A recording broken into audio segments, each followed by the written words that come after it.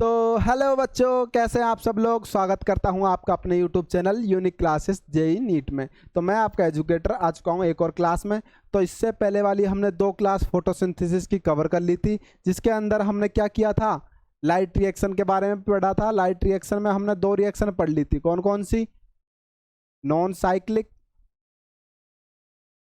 And cyclic. आज की class में हम डील करने जा रहे हैं डार्क रिएक्शन को। तो देखिए, डार्क रिएक्शन ब्लैकमैन नाम के साइंटिस्ट ने दी थी, इसलिए इसको ब्लैकमैन रिएक्शन के नाम से भी जाना जाता है। इसके अंदर होता क्या है, इनडायरेक्ट यूज होता है किसका, लाइट का। इसके अंदर डायरेक्ट यूज होता था लाइट का, और इसके अंदर इनडायरेक्ट यूज होता है लाइट का। और ये कहाँ पर अकर होती है, स्टोमा का। और लाइट रिएक्शन हमारी ग्रेनम के अंदर अकर होती थी। इसके अंदर जो मेन दो एंजाइम इन्वॉल्व होते हैं वो कौन कौन से हैं, रूबिस्को एंड पेप्केज। तो ये दो मेन एंजाइम है, रूबिस्को एंड पेप्केज। ठीक है। इसके अंदर होता क्या है, डार्क रिएक्शन के अंदर CO2 कन्वर्ट होती है किसके अंदर, कार्बोहाइड्रेट के अंदर, और फिक्सेशन होता है किसका, CO2 का। तो आइए बात करते हैं अब हम डार्क रिएक्शन के बारे में।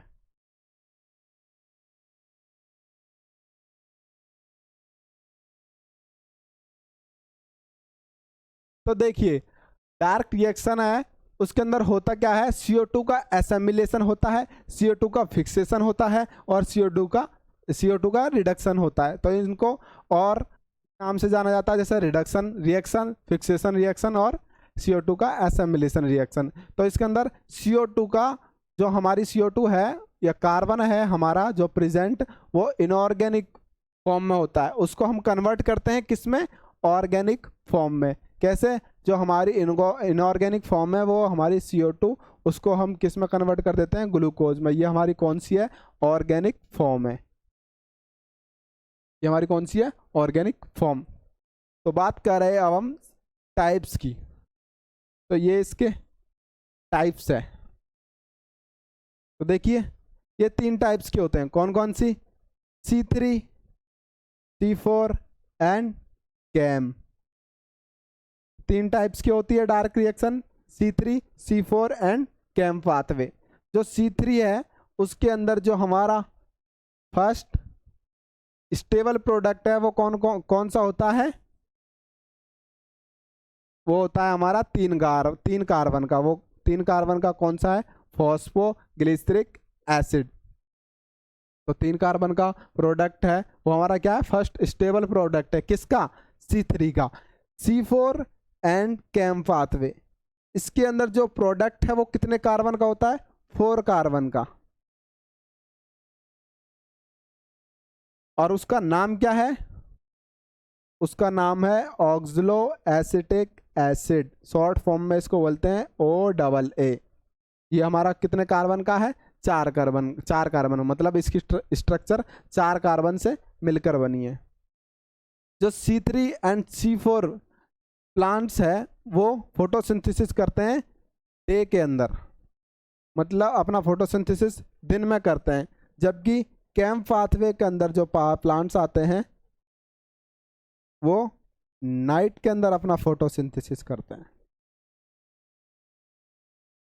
तो C3, C4 और कैम पाथवे, इन तीनों को हम डार्क रिएक्शन के अंदर पढ़ेंगे। और आज की क्लास में हम किसको कवर करेंगे, C3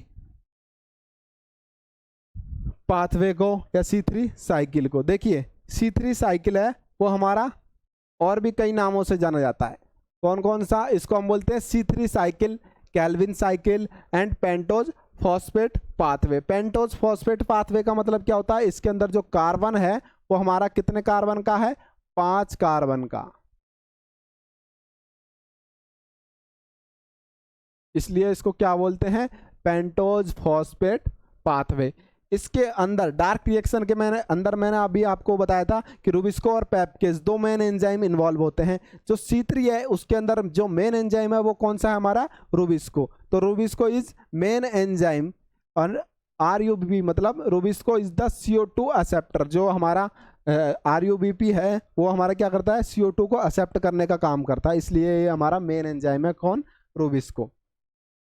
जो the with elevated level of CO2, C3 plants are much more responsible than C4 plants. जो हमारा CO2 है ये हमारा CO2 है, वो क्या होगा, C3 प्लांट्स के अंदर, C3 प्लांट्स के अंदर फोटोसिंथेसिस क्या होगी, हाई रहेगी। क्यों? क्योंकि हमारा क्या है, CO2 एक्सेप्टर है, कौन, रूबिस्को, और रूबिस्को प्रेजेंट किस में होता है, C3 में। इसलिए जो हमारे C3 प्लांट्स है उनकी फोटोसिंथेसिस CO2 को लेकर क्या रहेगी, अगर उनके पास चारों तरफ CO2 रहेगा तो हाई रहेगी। बात करें हम C4 की, तो CO4 क्या होता है, वो CO2 एक्सेप्टर नहीं होता, और उसके अंदर मेन एंजाइम रूबिस्को ना होके कोई और होता है, उसको हम आगे पढ़ेंगे। रूबिस्को ना होने की वजह से क्या कारण क्या होता है, जो हमारा CO2 है इसके आसपास पड़ा हुआ है, लेकिन रूबिस्को एक्सेप्टर है, लेकिन रूबिस्को इसके पास प्रेजेंट नहीं है, तो CO2 कितना भी रहे इसका फोटोसिंथेसिस उतना का उतना ही रहेगा जितना करता है। ठीक है। At lower temperature quantum yield को हम फोटोसिंथेसिस ही बोलते हैं, जो हमारा क्वांटम यील्ड है वो फोटोसिंथेसिस है। एट लोअर टेम्परेचर, जो हमारा कम टेम्परेचर है, कम टेम्परेचर पर quantum yield of C3 plants is higher than C4 plants, मतलब लो टेम्परेचर पर जो हमारे C3 प्लांट है वो फोटोसिंथेसिस क्या करेंगे, हाई करेंगे। किसके कंपेयर में, कंपेयर C4 प्लांट्स। क्यों? क्योंकि जो फोटोसिंथेसिस है उसके लिए इनको जो टेम्परेचर है वो बहुत कम चाहिए, जबकि जो हमारे C4 प्लांट्स है वो हायर टेम्परेचर में भी ग्रोथ कर सकते हैं, इसलिए उनकी फोटोसिंथेसिस हायर टेम्परेचर में ज़्यादा देखी जाती है। अब बात करते हैं हम C3 साइकिल के बारे में। देखिए ये हमारा C3 साइकिल है, देखने में बहुत कॉम्प्लेक्स लग रहा है, बट मैं आप लोगों को इसको कार्बन के मॉलिक्यूल्स के आधार पर बताऊंगा, जिससे आपको ये काफ़ी इजी लगेगा। देखिए क्या होता है, इसके अंदर रूबिस्को मेन एंजाइम है, ये मैंने शॉर्ट फॉर्म में लिखा है, R का मतलब रूबिस्को, P का मतलब फॉस्फेट। ठीक है, ठीक है। तो ये हमारा रूबिस्को कितने कार्बन का कंपाउंड है, 5 कार्बन कंपाउंड। अलग पेज में समझा देता हूँ। ये हमारा रूबिस्को 1 2 3 4 5, रूबिस्को 1 5 फॉस्फेट लिया, मतलब इसके 1 पर एक फॉस्फेट प्रेजेंट है और 5 पर एक फॉस्फेट प्रेजेंट है। ये हमारे कार्बन नंबर 1 2 3 4 एंड 5, ये कार्बन की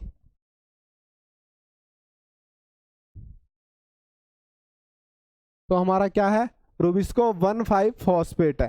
तो एक मॉलिक्यूल्स के अंदर कितने कार्बन थे, 5 कार्बन। ऐसे ही हमने कितने मॉलिक्यूल्स ले लिए, अभी 6 मॉलिक्यूल्स ले लिए, तो हमारे 6 मॉलिक्यूल्स किसके हो गए, रूबिस्को के। तो एक मॉलिक्यूल्स के अंदर कितने कार्बन थे, 5 कार्बन, तो 6 मॉलिक्यूल्स के अंदर 6 मॉलिक्यूल्स के अंदर कितने कार्बन हो जाएंगे, एक मॉलिक्यूल के अंदर 5 कार्बन, तो 6 के अंदर 30 कार्बन। ठीक है। इसके बाद हम लेते हैं CO2।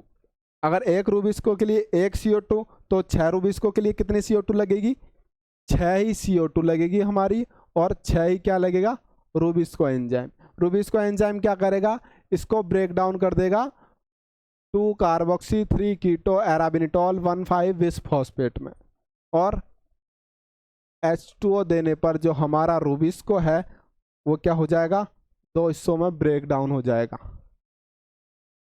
जो हमारा रूबिस्को था वो हमारा 3 3 कार्बन में ब्रेक डाउन हो गया। तो टोटल कितने कार्बन थे हमारे, 5 कार्बन। कितने मॉलिक्यूल्स थे, 6 मॉलिक्यूल्स। टोटल कितने कार्बन की स्ट्रक्चर हो गई, 30 कार्बन की। एंड हमने कितने लिए, 6 CO2 ले लिए, तो टोटल कितने कार्बन हो गए, 36 कार्बन। तो हमारा 36 कार्बन अब ब्रेक डाउन हो गया किसमें, दो हिस्सों में, तीन तीन कार्बन के। तो 12 मॉलिक्यूल्स 3 कार्बन के कितने हो गए, 36 कार्बन की हमारी स्ट्रक्चर। जो हमारे 36 कार्बन थे वो ब्रेक डाउन हो गए 3 कार्बन में। तो टोटल मॉलिक्यूल्स कितने बचे, 12 मॉलिक्यूल्स। तो 12 मॉलिक्यूल्स बचे अभी हमारे इसके फॉस्फोग्लिसरिक एसिड के। जो हमारा फॉस्फोग्लिसरिक एसिड है उसके 12 मॉलिक्यूल्स 3 कार्बन के, टोटल 36 कार्बन। फिर इसके अंदर आता है एक एंजाइम फॉस्फोग्लिसरोकाइनेज। फॉस्फोग्लिसरोकाइनेज, तो जहां पर भी आप लोगों को काइनेज दिख जाए ना, तो काइनेज का मतलब होता है फॉस्फेट को ऐड करने वाला। तो काइनेज क्या करेगा, एक फॉस्फेट ऐड कर देगा। जो हमारा 3 कार्बन का फॉस्फोग्लिसरिक एसिड था, ठीक है, उसके 3 कार्बन पर तो एक फॉस्फेट ऐड था पहले से ही, लेकिन हमने क्या किया, एक काइनेज लेके आया और फर्स्ट पोजीशन पर एक और क्या कर दिया, हमने फॉस्फेट ऐड कर दिया। तो बन गया हमारा 1,3 बिस फॉस्फोग्लिसरिक एसिड। इसके अंदर हमारी यूज आई काइनेज क्या करता है, काइनेज हमारा फॉस्फेट ऐड करता है। और वो कैसे ऐड करता है, वो एटीपी को यूज में लेता है और एक फॉस्फेट को लेके और एटीपी को कन्वर्ट कर देता है एडीपी में, मतलब एडिनो ट्राईफॉस्फेट को एडिनो डाईफॉस्फेट में कन्वर्ट कर देता है। तो हमारा फर्स्ट कार्बन पर भी क्या आ गया, फॉस्फेट आ गया। तो 1,3 बिस फॉस्फोग्लिसरिक एसिड। तो अब हमारा आता है NADP ग्लिसरैल्डिहाइड 3 फॉस्फोडिहाइड्रोजिनेज। जो NADPH को यूज करके जो हमारा PGA है उसको PGAL में कन्वर्ट कर देगा, मतलब फॉस्फोग्लिसरैल्डिहाइड। ठीक है, जो हमारा ग्लिसरिक एसिड था उसको एल्डिहाइड में कन्वर्ट कर दिया डिहाइड्रोजिनेज ने। तो हमारे कितने मॉलिक्यूल्स हैं इसके, 12 मॉलिक्यूल्स 3 कार्बन के, टोटल 36 कार्बन। ये सरल करने के लिए इस C3 साइकिल को, जो हमारा 3PGL है वो कई हिस्सों में बट गया, 3PGAL है वो 4 हिस्सों में बट गया। मतलब कैसे, इसके हमारे 2 मॉलिक्यूल्स, इसके 3 मॉलिक्यूल्स, इसके 5 मॉलिक्यूल्स और इसके 2 मॉलिक्यूल्स। कितने कितने कार्बन के हैं हमारा फॉस्फोग्लिसरिक एसिड, 2 कार्बन का, 3 कार्बन का सॉरी। तो ये हमारा 3 कार्बन के मॉलिक्यूल्स है। देखिए 36 कार्बन कंप्लीट होते हैं क्या, देखिए 3 × 2 मतलब 6 कार्बन का, 3 × 9 9 कार्बन, 3 × 5 15 कार्बन और 3 × 6 3 × 2 6 कार्बन। तो 15 6 और 6 12 12 24 24 और 3 और 9, हमारे टोटल कितना हो गया, 36 कार्बन। ठीक है, तो हमारे 36 कार्बन का कंपाउंड कंप्लीट है। अब ये क्या करता है, जो हमारा 2 मॉलिक्यूल्स है PGAL है वो किस में कन्वर्ट हो जाता है, फ्रक्टोज 6 फॉस्फेट में, और आइसोमरेज के एंजाइम की मदद से, जो हमारा आइसोमरेज एंजाइम है उसकी मदद से ग्लूकोज 6 फॉस्फेट में कन्वर्ट हो जाता है। ग्लूकोज 6 फॉस्फेट हमारा फॉस्फोटेज एंजाइम को यूज में लेता है और अपना एक फॉस्फेट हटा के किस में कन्वर्ट हो जाएगा, ग्लूकोज में। तो हमारे 2 मॉलिक्यूल सीधे सीधे किस में कन्वर्ट हो गए, ग्लूकोज के अंदर। अब देखिए 3 मॉलिक्यूल्स और हमारे 5 मॉलिक्यूल्स, तो 5 मॉलिक्यूल्स है वो डाप में कन्वर्ट हो जाते हैं, डाईहाइड्रोक्सी एसीटोन फॉस्फेटेज। ठीक है, अब ये दाफ हमारा किस में कन्वर्ट हो जाएगा, जो दाफ के हमारे 15 मॉलिक्यूल्स का था वो कन्वर्ट होके 9 + 6 मॉलिक्यूल्स इसमें कन्वर्ट हो जाएगा। जो हमारा दाफ था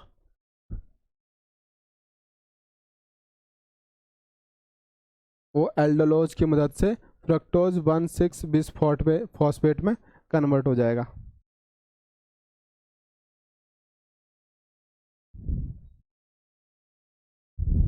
जो हमारा 15 कार्बन का कंपाउंड था वो हमारा किस में हो जाएगा, एक हमारा यहाँ पर आएगा,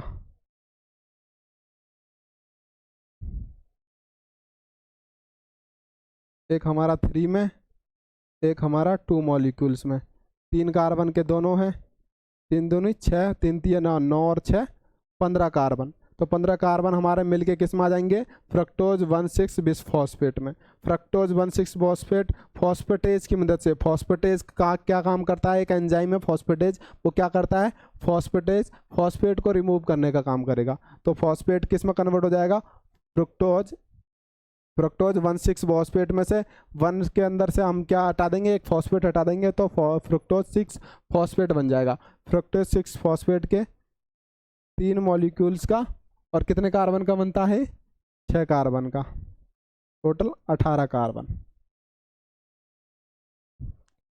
फ्रक्टोज 6 फॉस्फेट वो डायरेक्ट कन्वर्ट होता है जाइलुलोज 5 फॉस्फेट में। तो हमारा जाइलुलोज जो हमारा कितने मॉलिक्यूल्स का है, 2 मॉलिक्यूल्स का, 5 कार्बन का रहता है जाइलुलोज, तो 5 10।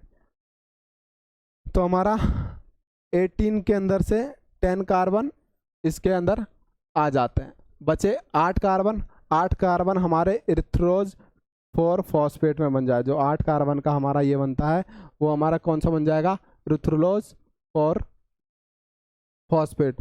2 मॉलिक्यूल्स का ये कार्बन, 2 मॉलिक्यूल्स इरिथ्रोज के, 4 कार्बन का, टोटल 8 कार्बन। तो हमारे 18 कार्बन में से 10 कार्बन किस्म के अंदर चले गए जाइलुलोज बनाने के अंदर, और 8 कार्बन किस्म में आ गए इरिथ्रोज 4 फॉस्फेट बनाने में। अब इरिथ्रोज 4 फॉस्फेट क्या करेगा, चैडोहेप्टुलोज 1,7 बिस फॉस्फेट में कन्वर्ट हो जाएगा और अपना एक एंजाइम लेके आएगा फॉस्फेटेज। जो फॉस्फेटेज क्या करेगा, रिमूवल ऑफ फॉस्फेट, जो हमारा फर्स्ट कार्बन जो फॉस्फेट ऐड था उसको रिमूव करके सेडुलोज हेप्टेज 7 फॉस्फेट बनाएगा। ये सेडुलोज हेप्टो 7 फॉस्फेट कन्वर्ट होके राइबोलोज 5 फॉस्फेट बनाएगा। अब ये राइबोलोज 5 फॉस्फेट 2 मॉलिक्यूल्स के राइबोज, 5 कार्बन के 10 कार्बन। तो सीधे सीधे हमारा एक PGAL किस में आ जाएगा, ट्रांसकीटोलेज की मदद से राइबोलोज 5 फॉस्फेट बना लेगा, या फिर सेडुलोज हेप्टो 7 फॉस्फेटेज भी हमारा क्या बना लेगा, राइबोलोज 5 फॉस्फेट बना लेगा।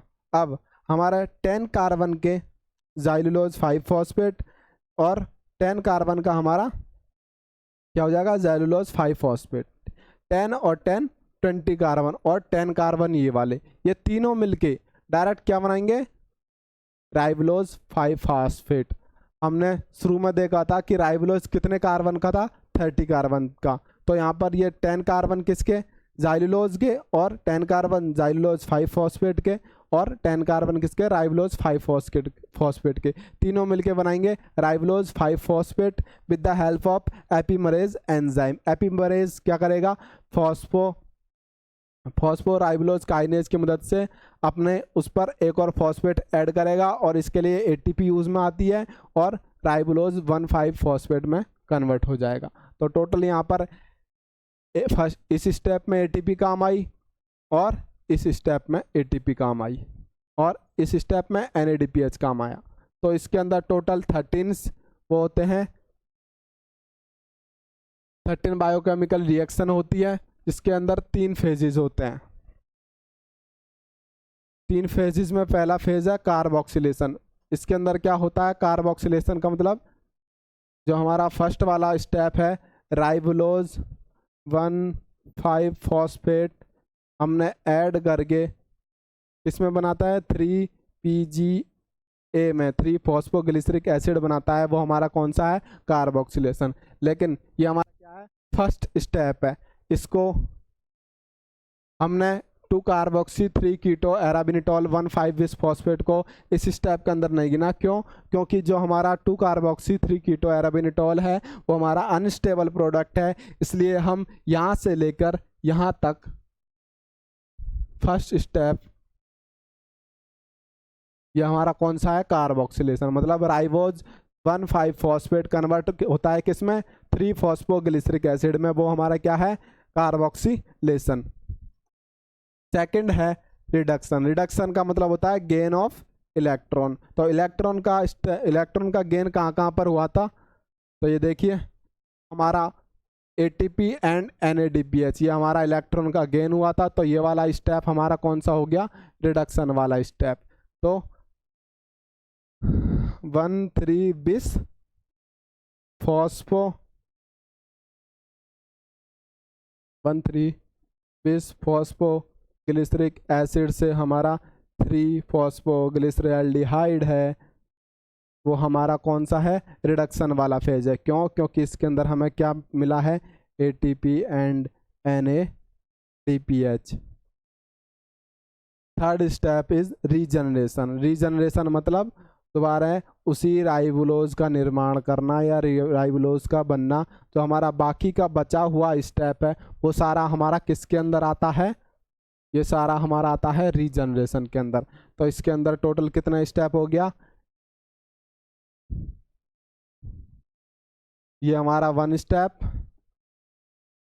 ये हमारा टोटल 10 स्टेप्स के अंदर कंप्लीट होता है, और ये हमारा 2 स्टेप के अंदर।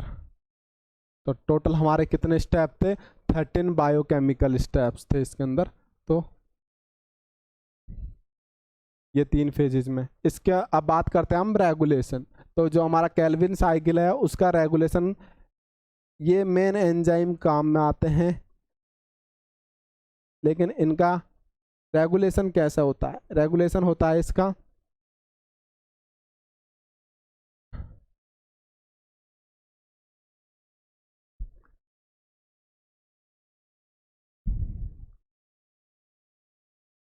इनका रेगुलेशन होता है डाइसल्फाइड बॉन्ड के।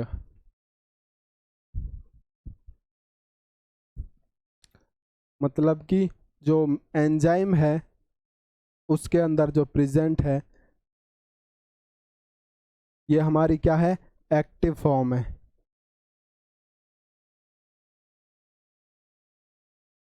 बट होता क्या है, इसके अंदर हाइड्रोजन हट जाते हैं और ओनली सल्फर बचता है। तो 2 सल्फर के बीच में बनने वाला बॉन्ड है वो हमारा डाइसल्फाइड बॉन्ड है, जो इनएक्टिव फॉर्म रहती है।